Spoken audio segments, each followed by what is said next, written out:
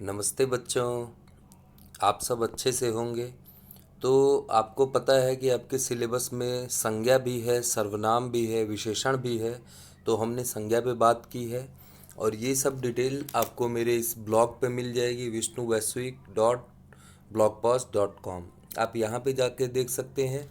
मेरे इस चैनल पे आपको सारे के सारे वीडियो मिल जाएंगे। आप देखते रहिए, चैनल को सब्सक्राइब करिए, अपने और भी दोस्तों के साथ शेयर करिए। तो अभी इस वीडियो की शुरुआत हम करेंगे सर्वनाम से। सबसे पहले हम सर्वनाम की परिभाषा जानेंगे, उसके भेद जानेंगे, फिर सर्वनाम के उदाहरण। ठीक है। इसमें से जो भी बिंदु आपको नहीं समझ में आता आप मुझे कमेंट बॉक्स में लिखो, वो मैं दोबारा से वीडियो बना के आपको समझा दूंगा, आपको डिटेल में फिर से बता दूंगा। ओके। तो अभी आइए सर्वनाम देखते हैं। तो सर्वनाम क्या है बच्चों? जिन शब्दों का प्रयोग संज्ञा के स्थान पर किया जाता है उन्हें सर्वनाम कहते हैं। अगर हम इसी बात को दूसरे शब्दों में कहें तो सर्वनाम नामों के बदले जो शब्द प्रयोग किए जाते हैं वो सर्वनाम कहलाते हैं। अब देखिए इस शब्द को समझिए, सर्व धन नाम। सर्व मतलब सब, यानी कि जितने भी नाम हैं उन नामों के बदले में जो भी नाम प्रयोग किए जाते हैं। इसी तरह अंग्रेजी में इसको प्रोनाउन बोलते हैं, आपको पता होगा। यानी कि किसी भी नाम के बदले जो भी नाम प्रयोग किया जाए वो सर्वनाम है।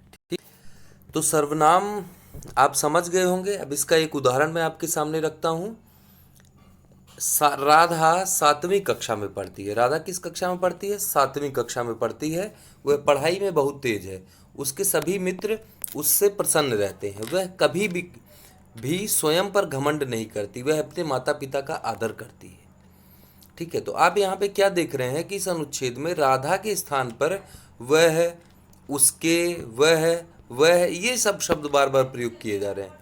तो सर्वनाम ये है। अब यहाँ से आपको एक बहुत बारीक बात समझ में आनी चाहिए कि सर्वनाम शब्द संज्ञा शब्दों के रिपीटिशन को कम करने के लिए यूज किया जाता है। ठीक है।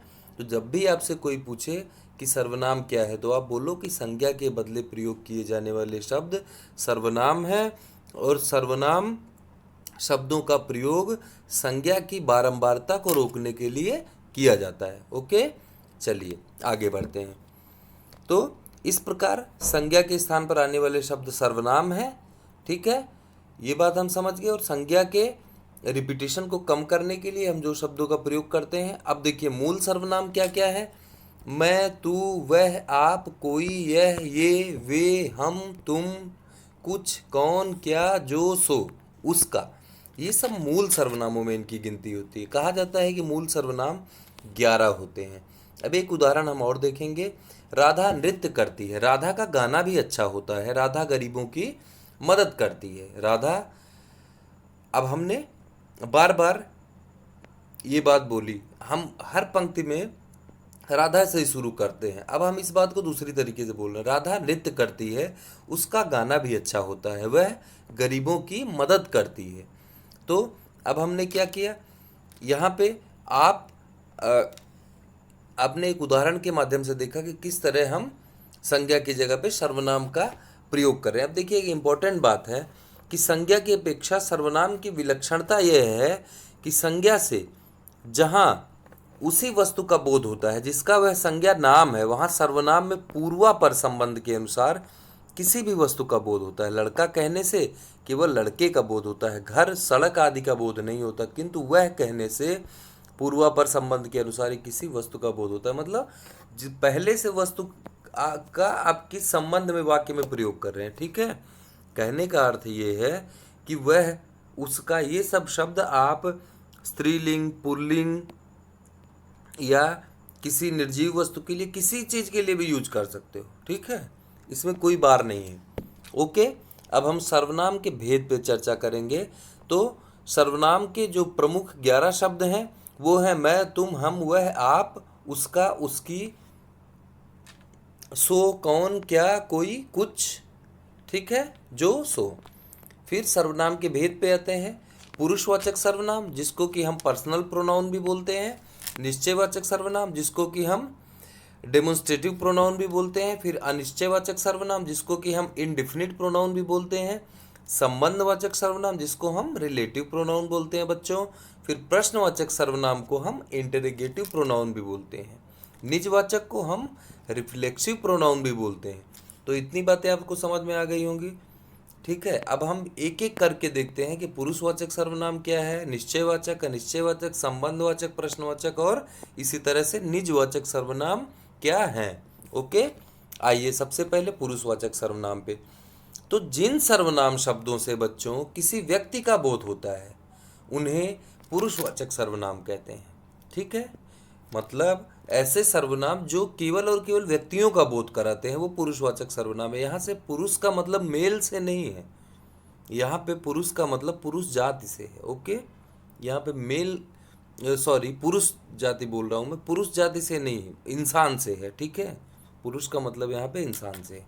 इसी बात को हम दूसरे शब्दों में बोलें तो बोलने वाले, सुनने वाले तथा जिसके विषय में बात होती है उनके लिए प्रयोग किए जाने वाले सर्वनाम पुरुषवाचक सर्वनाम कहलाते हैं। अब आप ध्यान दीजिए कि अगर हम बात कर रहे हैं तो बात करने में केवल 3 ही लोग होंगे। वो 3 लोग कौन? एक मैं हूँगा जो मैं बोल रहा हूँ, दूसरे आप हो जो आप लोग वीडियो देख रहे हो, और तीसरा कौन है? हम जिसके बारे में बात कर रहे हैं। ठीक है, जैसे मैं अपने दोस्त राजू से बात कर रहा हूँ श्याम के बारे में कि यार श्याम तो बड़ा नखड़ीला लड़का है। ठीक है, तो अब इस उदाहरण को ध्यान में रखिए, फिर हम आगे जाते हैं। पुरुषवाचक सर्वनाम पुरुष या स्त्री के नाम के बदले आता है। मैं आता हूँ तो ये मैं अपने लिए बोलूँगा, तुम जाते हो ये मैं राजू के लिए बोलूँगा, और वह भागता है ये मैं श्याम के लिए बोलूँगा जो कि मेरे सामने नहीं है। ठीक है, अब हम इसको दूसरी तरीके से समझेंगे। अंग्रेजी भाषा में हमने देखा कि पर्सनल प्रोनाउन के 3 भाग हैं। कौन कौन से? उत्तम पुरुष फर्स्ट पर्सन, सेकेंड पर्सन और थर्ड पर्सन। इसी को हम हिंदी में उत्तम पुरुषवाचक फर्स्ट पर्सन, मध्यम पुरुषवाचक सेकेंड पर्सन और अन्य पुरुषवाचक मीन्स थर्ड पर्सन। ठीक है, आइए सबसे पहले देखते हैं उत्तम पुरुषवाचक। मैं आपको एक बार बता देता हूँ, उत्तम पुरुषवाचक यानी मैं, सेकेंड पर्सन यानी राजू जो कि मेरे सामने बैठा है, या आप जो कि मेरे सामने बैठे हो, थर्ड पर्सन जिसके बारे में हम बात कर रहे होते हैं। ओके, तो फर्स्ट पर्सन देखते हैं। उत्तम पुरुषवाचक जिन सर्वनामों का प्रयोग बोलने वाला अपने लिए करता है उन्हें उत्तम पुरुषवाचक कहते हैं। जैसे कि मैं, हमारा, हम, मुझको, हमारी, मैंने, मेरा, ये सब जो भी हैं जो स्व को संबोधित करते हैं वो उत्तम पुरुष हैं। ठीक है, मैं स्कूल जाऊंगा, हम मतदान नहीं करेंगे, ये सब इसके उदाहरण हो गए। फिर आइए मध्यम पुरुषवाचक पे, सेकेंड पर्सन जिन सर्वनामों का प्रयोग सुनने वाले के लिए किया जाता है। जैसे मैं बोल रहा हूँ कि तुम लोग सुन रहे हो ना, आप लोग सुन रहे हो ना, आप लोग ध्यान से सुनो, तुम लोग ध्यान से सुनो। ठीक है, तो ये सब क्या हो गए? मध्यम पुरुषवाचक हो गए, क्योंकि मैं आपके लिए बात कर रहा हूँ। तुमने गृह कार्य किया कि नहीं किया? तुम सो जाओ, लेट हो रहा है। तुम्हारे पिताजी क्या काम करते हैं? तो ये सब मध्यम पुरुषवाचक सर्वनाम के उदाहरण हो गए। अब तीसरा जो सर्वनाम है वो है अन्य पुरुषवाचक यानी कि थर्ड पर्सन। जिन सर्वनाम शब्दों का प्रयोग किसी अन्य व्यक्ति के लिए किया जाता है वो क्या है? अन्य पुरुषवाचक सर्वनाम है। मतलब वे, यह, वह, इनका, इन्हें, उसे, उन्होंने, इनसे, उनसे आदि, इस तरह के वाक्य हम प्रयोग करते हैं। जैसे मैं अपने दोस्त श्याम से बोलता हूँ कि यार वो आदमी जो हमको उस दिन सड़क पे मिला था कितना विचित्र था ना, तो वो बोलेगा कि हाँ अच्छा तुम उस आदमी की बात कर रहे हो। ठीक है, तो आपको समझ में आ रहा है ना कि हम जिसके बारे में बात कर रहे होते हैं। जैसे मैंने बोला वे मैच नहीं खेलेंगे, उन्होंने कमर कस ली है, वह कल विद्यालय नहीं आएगा, ये सब शब्द हैं जो अनआइडेंटिफाइड से आपको दिखेंगे। ठीक है, फिर ये आपको समझ में आ गया पुरुषवाचक सर्वनाम, इसके 3 भाग, उत्तम पुरुष, मध्यम पुरुष और अन्य पुरुष। अब हम दूसरे सर्वनाम पे आते हैं, निश्चयवाचक सर्वनाम। ये क्या है? सर्वनाम के जिस रूप से हमें किसी बात या वस्तु का निश्चित रूप से बोध होता है उसे निश्चयवाचक सर्वनाम कहते हैं। दूसरे शब्दों में हम इसको बोले तो जिस सर्वनाम से वक्ता के पास या दूर की किसी वस्तु के निश्चय का बोध होता है उसे निश्चयवाचक सर्वनाम कहते हैं। ठीक है, और इसको हम संकेतवाचक सर्वनाम भी कहते हैं क्योंकि ये ऐसी वस्तु है जिसको हम क्लियरली जान रहे होते हैं। जैसे एक उदाहरण से समझिए कि किशोर बाजार गया था, ठीक है, वह लौट आया। अब हमने क्या बोला? वह लौट आया। कौन लौट आया? किशोर। तो किशोर तो एक निश्चित व्यक्ति है ना जो कि बाजार गया, जिसके बारे में हम जानते भी हैं। तनुज का छोटा भाई आया। कौन आया? तनुज का छोटा भाई। तो ये एक संकेत हमने कर दिया कि तनुज का छोटा भाई, या हमने निश्चित कर दिया कि तनुज का छोटा भाई, ठीक है, वह बहुत समझदार है। इसी तरह के और भी उदाहरण आप देख सकते हैं। फिर हम आते हैं अनिश्चयवाचक सर्वनाम पे। जिस सर्वनाम शब्द से किसी निश्चित व्यक्ति या वस्तु का बोध ना हो उसे अनिश्चयवाचक सर्वनाम कहते हैं, ठीक है। यहाँ पे आपको कोई पर्टिकुलर चीज का बोध नहीं होगा। जो सर्वनाम किसी वस्तु या व्यक्ति की ओर ऐसे संकेत करे कि उनकी स्थिति अनिश्चित या अस्पष्ट रहे। जैसे मैं बोल रहा हूँ कि दरवाजा खटका बाहर से, और मैंने क्या बोला, यार लग रहा है कोई है दरवाजे पे। तो कोई यहाँ पे जो है वो अनिश्चयवाचक सर्वनाम है, क्योंकि हमको कंफर्म नहीं है कि कोई कौन है। अगर मैं ये बोल दूं कोई की जगह पे कि राजू है दरवाजे पे, तब फिर ये पुरुषवाचक सर्वनाम, या राजू है तो फिर ये सर्वनाम हो गए नहीं, क्योंकि राजू तो संज्ञा शब्द हो गया, ठीक है। तो कोई, कुछ, ये सब क्या हुए। अब अगर राजू है बाहर और मुझे पता नहीं है कि राजू, तो मैं बोल रहा हूँ कि कोई है दरवाजे पर, तो मतलब राजू की जगह हमने कोई शब्द का प्रयोग किया, तो ये अनिश्चयवाचक सर्वनाम हो गया। पानी में कुछ गिर गया, क्या गिर गया मुझे नहीं पता, कुछ गिरा है, तो ये अनिश्चयवाचक सर्वनाम हो गया। इसी तरह और भी उदाहरण है, आप देख सकते हैं। आप इस ब्लॉग में मेरे जाइए, यहाँ पे आपको और भी अच्छे अच्छे कंटेंट मिल जाएंगे पढ़ने के लिए, तो इनको ध्यान से पढ़िए, बहुत ही चीज़ें सीखने को मिलेंगी। इस नोट्स को एक दो बार पढ़ के अपना भी एक नोट्स आप अच्छे से क्रिएट कर सकते हैं। फिर संबंधवाचक सर्वनाम, जिन सर्वनाम शब्दों का दूसरे सर्वनाम शब्दों से संबंध ज्ञात हो तथा जो शब्द दो वाक्यों को जोड़ते हो उन्हें संबंधवाचक सर्वनाम कहते हैं। तो ये आपको इजीली समझ में आ जाएगा, ठीक है। जो सर्वनाम वाक्य में प्रयुक्त किसी अन्य सर्वनाम से संबंधित हों, मतलब ऐसा वाक्य होगा जिसमें कि दो सर्वनाम एक दूसरे से जुड़े हुए होंगे, उन्हें संबंधवाचक। जैसे जो सो, जो पढ़ेगा वो पास हो जाएगा, या जो पढ़ेगा सो पास होगा, ठीक है। जिसकी लाठी उसकी भैंस, जैसा करोगे वैसा भरोगे। तो यहाँ पे जैसा वैसा, जिसकी उसकी, जो वो, जो सो, ये सब क्या हुए दोस्तों, संबंधवाचक सर्वनाम, ठीक है। अब हम आते हैं पांचवें सर्वनाम पे, जो कि प्रश्नवाचक सर्वनाम है, जो कि बहुत ही सरल है। कि यहाँ पे ऐसे शब्दों का प्रयोग होगा जिसको हम WH फैमिली बोलते हैं अंग्रेजी में, जो कि प्रश्नवाचक शब्द है। प्रश्नवाचक शब्दों का जहाँ भी प्रयोग हो, आप समझ जाओ कि यहाँ पे प्रश्नवाचक सर्वनाम है। जैसे तुम कौन हो, ठीक है, वो देखो कौन जा रहा है, ओके। तो यहाँ पे आपको अनिश्चितता तो दिखाई दे रही है, लेकिन साथ साथ प्रश्न भी दिखा रहा है, तो आप इसको प्रश्नवाचक सर्वनाम के अंतर्गत रखोगे, ठीक है। टोकरी में क्या रखा है, बाहर कौन खड़ा है, तुम क्या खा रहे हो, ठीक है। तो क्या, कौन, ये सब क्या हो गए, प्रश्नवाचक सर्वनाम हो गए, ठीक है। अब अंतिम सर्वनाम पे आते हैं बेटा। अंतिम सर्वनाम देखते हैं निजवाचक सर्वनाम। निज का अर्थ होता है अपना, और वाचक का अर्थ होता है बोध कराने वाला, अर्थात निजवाचक का अर्थ हुआ अपनेपन का बोध कराने वाला। जिन सर्वनाम शब्दों का प्रयोग कर्ता के साथ अपनेपन का ज्ञान कराने के लिए किया जाए उन्हें निजवाचक सर्वनाम कहते हैं। इसका मतलब क्या हुआ कि जहाँ पे हम अपने काम को खुद ही करने की भावना हो, वो मेरे द्वारा किया जाए या तुम्हारे द्वारा किया जाए या किसी और के द्वारा, ठीक है, उसको हम बोलेंगे कि यहाँ पे निजवाचक सर्वनाम है। अब इसको उदाहरण से समझ, जैसे मैंने कहा कि मैं अपना काम खुद ही करूँगा, तो यहाँ पे खुद ही क्या हुआ है, ये एक निजवाचक सर्वनाम हो गया। वो अपने निजी आवास में रहते हैं, तो ये एक निजवाचक सर्वनाम हो गया, ठीक है। तुम्हारी देखभाल खुद कर लो, तो ये क्या हो गया, एक निजवाचक सर्वनाम हो गया। कि मतलब हम first person, second person, third person जिसके बारे में बात कर रहे हैं, हम उसके क्रियाकलाप को उसी व्यक्ति से जोड़ दे रहे हैं, ठीक है। अब देखिए इसमें कुछ और भी जरूरी बातें हैं, जैसे कि आप शब्द जो है उसका प्रयोग किस तरह होता है। आप शब्द का प्रयोग कभी कभी पुरुषवाचक सर्वनाम में होता है और कभी कभी निजवाचक सर्वनाम में भी होता है।